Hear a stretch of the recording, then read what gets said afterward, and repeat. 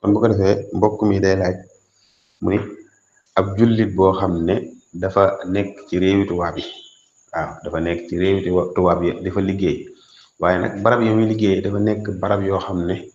lañ fay jaayee du loo xam ne islaam nangu na ko maanaam dafa xaraam comme fu ñuy dafa nekk di liggéey ci barab bu ñuy jaayee sàngara wala foo xam ne sax ay mbaam foofu lañ bay jaayee ak yu ni mel mu doon laaj loolu noonu ndax islaam may na ko mu liggéey ci barab yooyu noonu wala déet. waaw loolu le boroom xam-xam yi dañ ko xaraamal ndax borom bi subhaanahu wa taala dafa waxoon ci alquran wa taawanu alal birri wat taqwa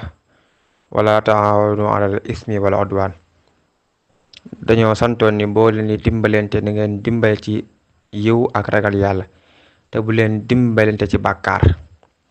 te kooku day mel ni loolu moo ngi dimbali ñooña di jaay mbaam xuux wala ñiy jaay sàngara wala lépp lu araam daal di leen cay dimbali te borom dafa tere loolu te it buñ demee ci xadis yonent bi sallallahu alayhi wasallam waxoon na ni borom bi subhaanahu wa taala mi araamal jaay gi moo araamal njëg gi maanaam yàlla mi araamal jaay sàngara yàlla mi araamal jaay mbaam xuux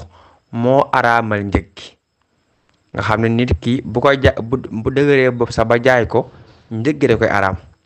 te moom moomee nag nga xam ne moom mooy jullit njëg loolu teen koy fay ndax bu leen dimbalee ba seenu liggéey dox dimbali ne ci araam te lu araam loolee lañ koy fayee moom kon daal moom liñ koy wax daal mooy loole diineem sant ko loolu kon na bàyyi loolu dem nag uti beneen liggéey boo xam ne liggéey bu compatible la